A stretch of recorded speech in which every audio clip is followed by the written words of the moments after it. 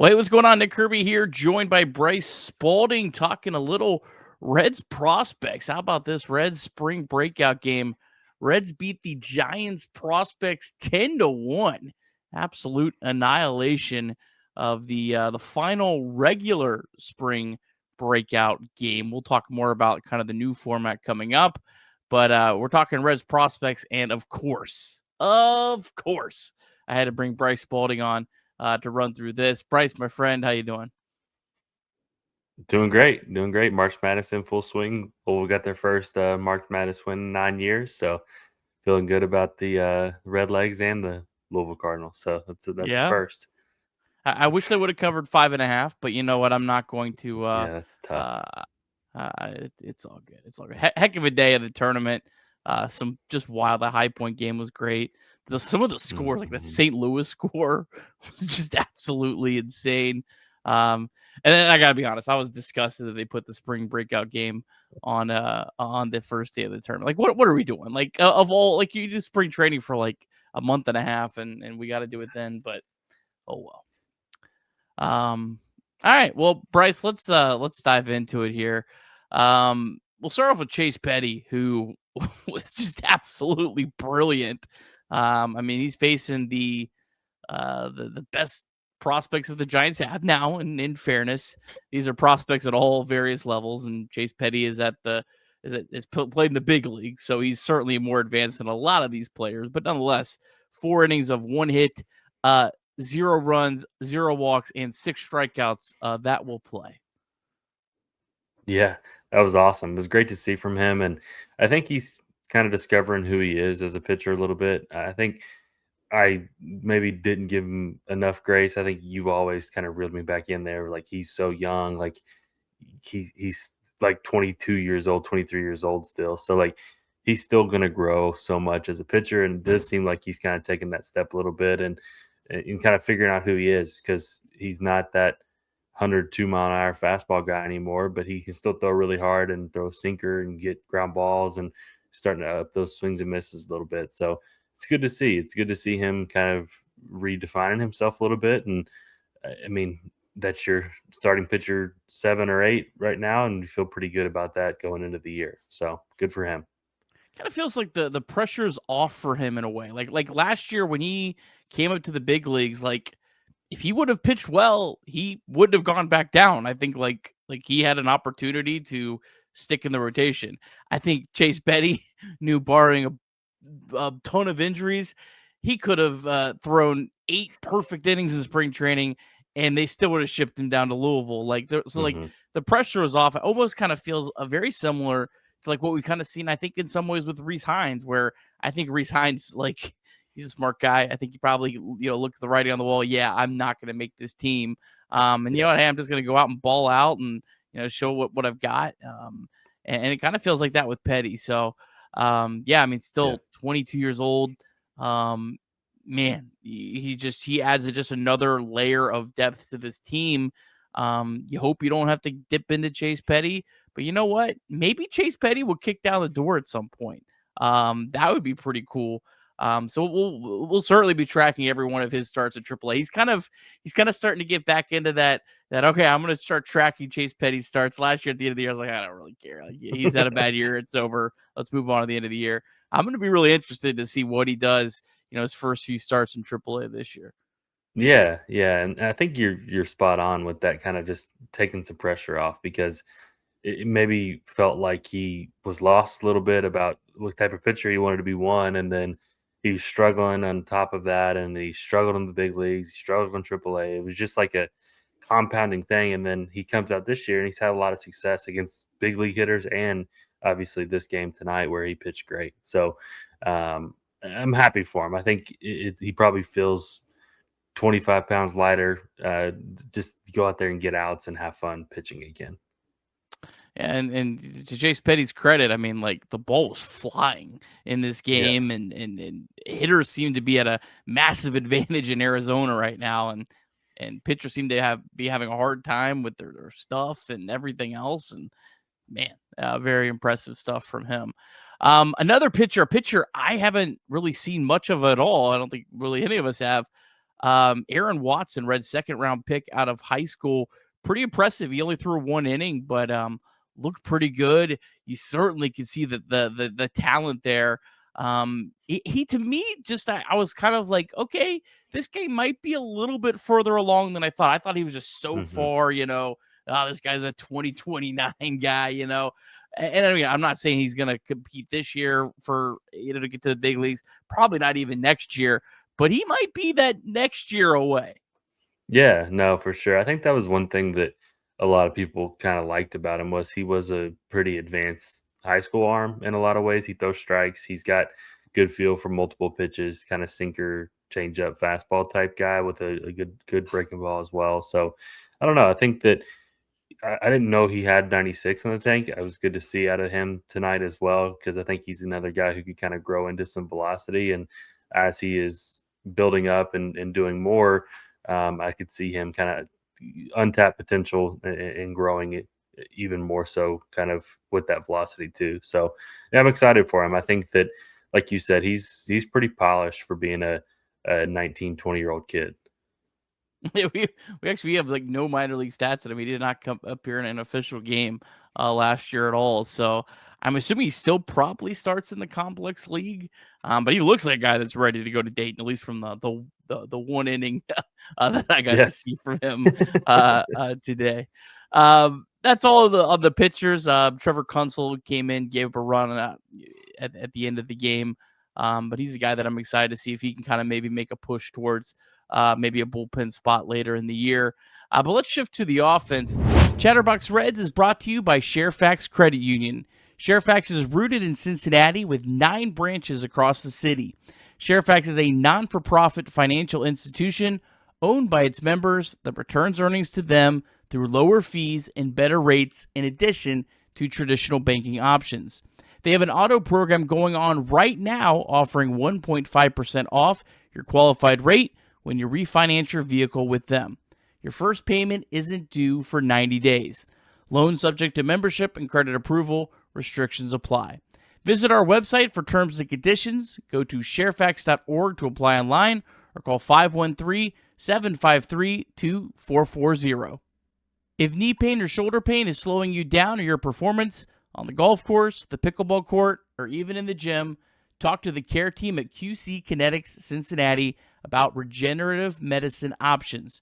You can learn more at qckinetics.com or call 513-655-3356. Let's start with Hector Rodriguez, a guy that really we kind of felt like was starting to kick down the door to the big leagues towards the end of last year. Um, and then he kind of just becomes a casualty of a crowded outfield this spring. Hmm. He had a really rough spring too. I know Terry Francona was really excited about him, talked about his bat to ball skills, but he really struggled this spring. So it's really good for him to kind of have that big game. He was 2 for 3, hit an absolute bomb of a home run. It said 424 feet. Although they said Chase Petty hit 102 on Statcast, I saw. So I'm not 100% sure if they had the whole engines running smoothly with the at Statcast.com.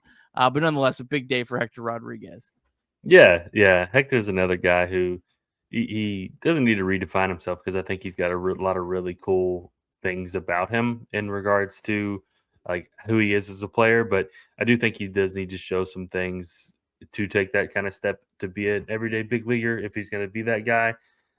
Especially with obviously play discipline and not swinging at everything that is in the zone. So we'll see kind of what he does AAA wise because he did struggle there last year. I think that was kind of under the radar, as you mentioned, where he did. I think he had like an 89 or 90 WRC plus there, which is not horrible by any means, but not to his standard that he's put up throughout pretty much every level. So we'll see how he evens out there. But yeah, it's good to see him have some success.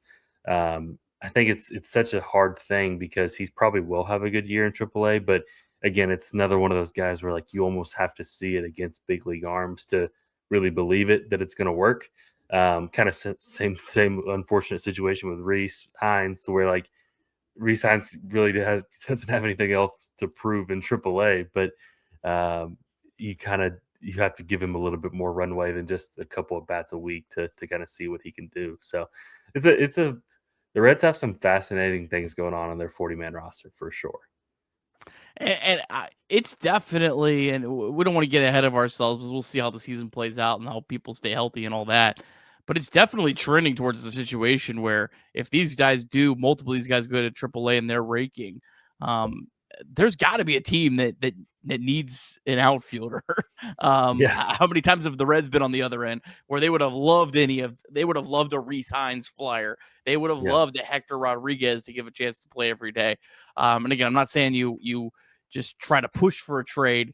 But if you're just don't have a spot at all, these guys continue to rake, and you're able to really capitalize on them maybe at kind of their peak value. That's kind of something to watch as well. And the Reds might be able to go out and maybe flip that for a really nasty reliever, or hell, even maybe hmm the prospect that's a long ways away. I've always said you got to do two things at once if you're a small market team. You got to be hmm able to compete now, and you got to continue to stockpile talent down the road. So anytime you can kind of cash in when you have some excess, that's important as well. We got to see a few players that we haven't seen really at all. One player that was really impressive, and I've butchered his name on Chatterbox Reds for years. So I apologize unless the Giants broadcasters also butchered his name, but I'm going to go ahead and lean towards it's probably me because I am atrocious at pronunciation. But Jervin, I said that wrong. Jervin Morio. Murillo. I know Yeah. that's the last name. I got that right. He looked pretty good.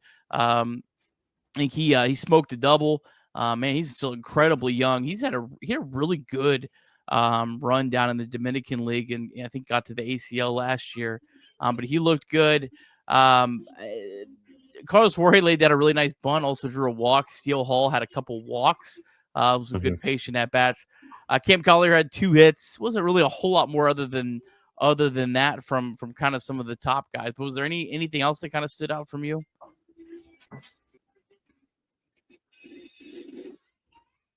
Yeah, no, I agree. I think it was good to see those things, especially I think Jorge's having a really good spring. He's hit I think 3 triples and like 11 at bats in his his cameo so far in spring games, so that's pretty cool to see. I've been impressed with Steel Hall.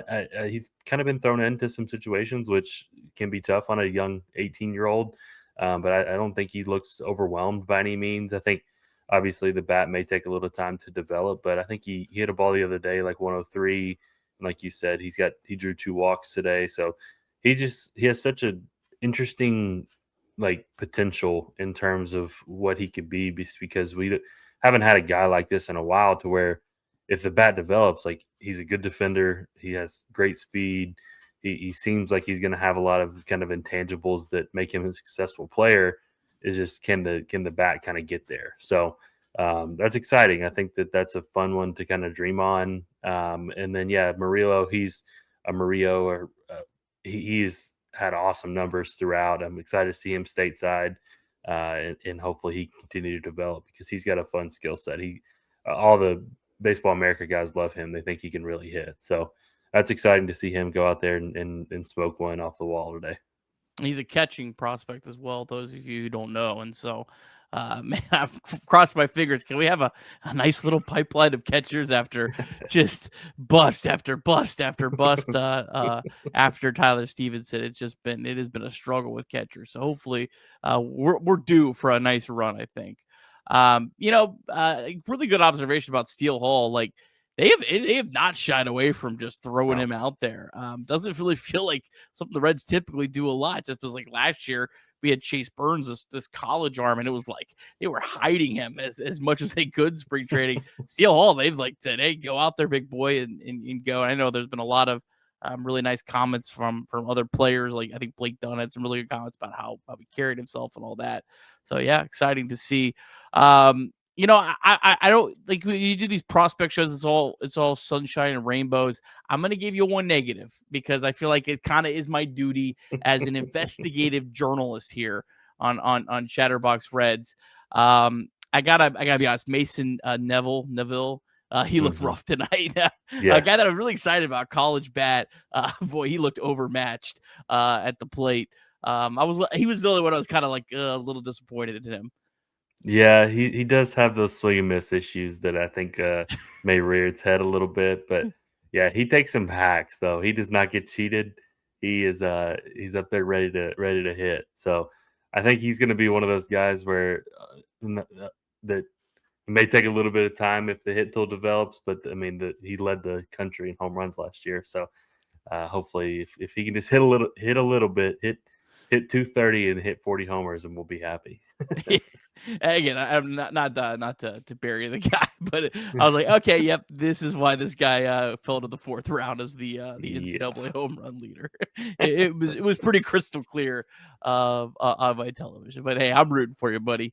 Um, well, Bryce, this has been a lot of fun. So next year, I love this. I love this. Hopefully, they don't do it Yeah. during the NCAA tournament. But next year, they're going to do a tournament with the Spring Breakout. I don't know the exact logistics of it, but it's going to be some sort of tournament where they're actually competing for the Spring Breakout Championship. I just think that's awesome. I think it's great for people who love prospects like us, and I think it's great for these prospects to get a chance to compete. And it's just a really cool idea. I'm really excited to see how that kind of plays out. Yeah, I think the prospects in general don't get a ton of like game run, maybe like end of games or stuff like that, but they don't really get game run until like the season starts. So it'll be fun for them to kind of play a little bit of a preseason type tournament deal to where they get to play with other guys that maybe they don't play with a lot throughout the year too. I mean, how often does like you said, Chase Petty and Tyson Lewis get to play together, or Chase Petty and Duno? So like it's cool to see those guys on the field together. And as Reds fans, obviously, we're hoping we see that a lot and in the future. And that's what these things are for. They're really trying to advertise like, hey, Reds fans or Giants fans or whoever, this is the guys that you have to look forward to. And obviously, the Reds are a young team, and a lot of those guys are going to be hopeful supplemental pieces to a winning team. And as we're growing this system, and I do think our system's in a really good spot right now too, to where we do get to kind of show that off and show the different guys that we have in our system. So it's a lot of fun. I think this is such a cool idea for MLB, and like you said, hopefully to goodness they avoid arguably the two busiest sports days of the year, where there's literally basketball on from the time we wake up until the time we go to sleep. But hey, maybe we can learn from it. Yeah, yeah, for sure. And you know what? My last pitch, uh, pay for Tom Nichols to fly out to Arizona and let him call the game. Like There you like go. that guy would be so good at that. He knows all these prospects. He would put in all the work to be prepared and know everything. Get Mhm. Tom Nichols on the call, Reds. You broadcast the games. Find a way to do that. He deserves that. That would be awesome. I would absolutely love that. All right, Bryce. Before we get out of here, I just want to kind of get quick thoughts overall, just the big league camp. Who's maybe someone that maybe a little under the radar, or you could just say Matt McClain. That's really stood out to you from camp.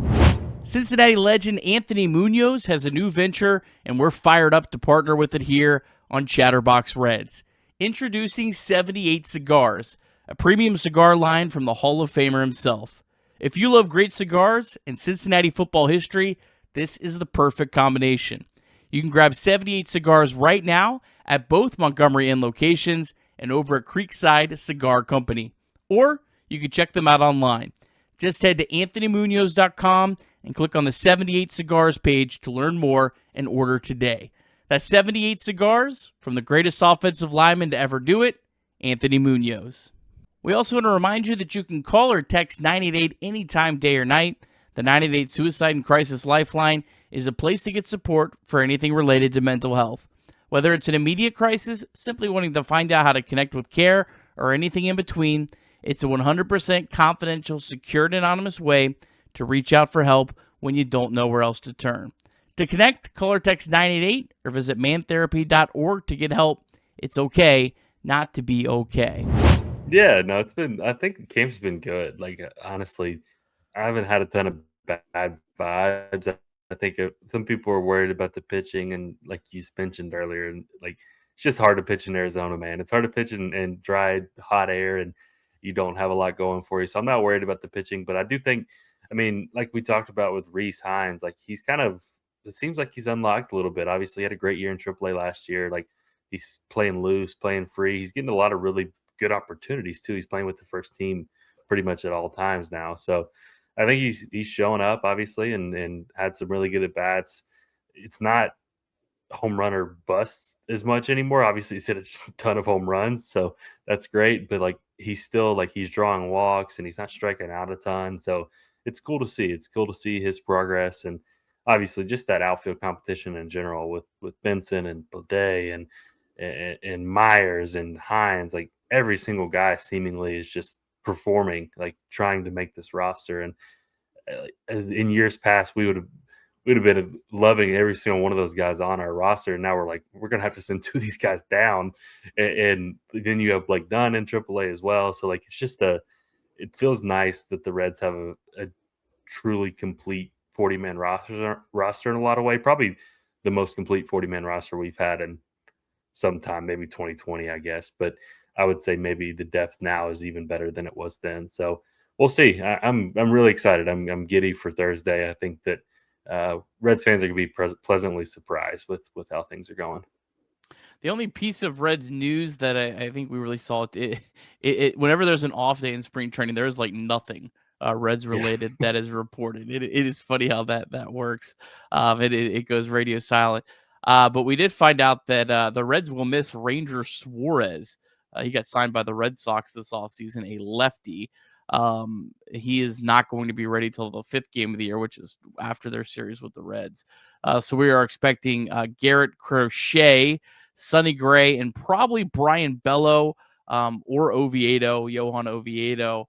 So I think that's probably an advantage for the Reds, although I got to be honest, I think the Reds lineup is starting to trend towards maybe a lineup that might actually be better versus lefties, or it's at least more balanced. But nonetheless, Ranger Suarez is a really good pitcher, so Reds do catch a little bit of a break there. Yeah, I didn't know that. That's huge actually.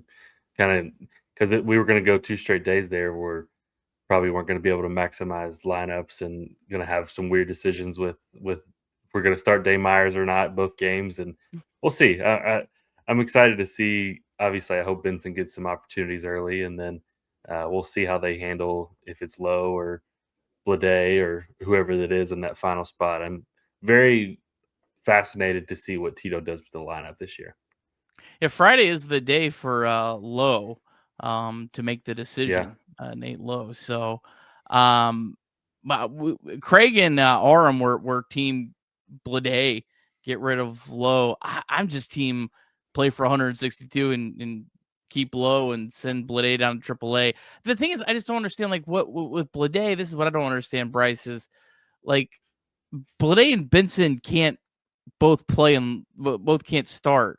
And so like I don't you want the other guy to get everyday at bats? Like that's kind of where I'm at.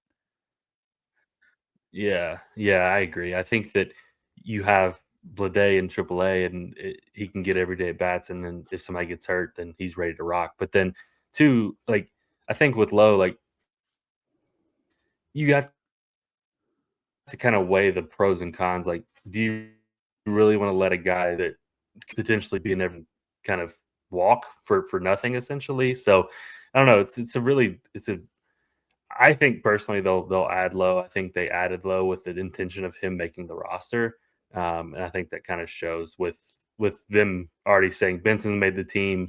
I think the competition was probably Benson or Blade kind of coming down to it. So I don't know. I don't know. We'll see.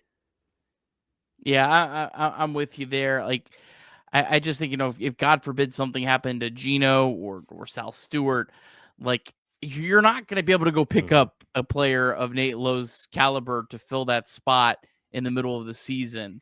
So I think I play for the 162, even though JJ Bleday has done everything in his power and more though, so to deserve a spot. But fortunately, that's what good teams do. They have to send really good players that don't deserve it down to AAA, and it's better. It sure beats the alternative. Well, the Reds will be back in action on Friday. The Reds are going to take on the Chicago Cubs. Another night game, 9:05 p.m. It's not on TV. It is only on 700 WLW. Brandon Williamson, Tony Santillan, Emilio Pagan, Zach Maxwell, and Brock Burke all scheduled to pitch. Reds are going to be going up against Matthew Boyd for the Cubs. And as mentioned, we've got games Friday, Saturday, and Sunday. And the Reds travel to Milwaukee for 2 interesting scrimmages, exhibitions, whatever you want to call those, in Milwaukee. No TV for those because they hate us. Those, no basketball on, so let's not televise the games that are in a big league stadium. But you know what? I digress. And then we'll be back for opening day. So, Bryce, my friend, I've enjoyed having you on. I appreciate you as always. Shout out where everyone can find you on social media and kind of just what you do to cover the team. Yeah, you can find me on X, Bryce_Spalding. I'm always on there shooting the shit with everybody, having fun talking Reds. It's a lot of fun. Some people really enjoy my takes. I've gained a lot of followers here recently. I think a lot of people are still trying to fill me out on what I do, but that's all right. That's all right. They really won't like when I live tweet games, but hey, that's what we're here for. I enjoy talking to you all as much as I can, obviously, and we'll be here for all 162. All right. I love it. Let's go. All right. Well, appreciate everyone tuning in. If you're watching on YouTube, please like the video. If you're listening to podcast form, or if you're watching the video, please make sure you check out Chatterbox Reds everywhere you get podcasts. New episodes the morning after every spring training and every regular season game. All right. We'll talk again soon. Go Reds.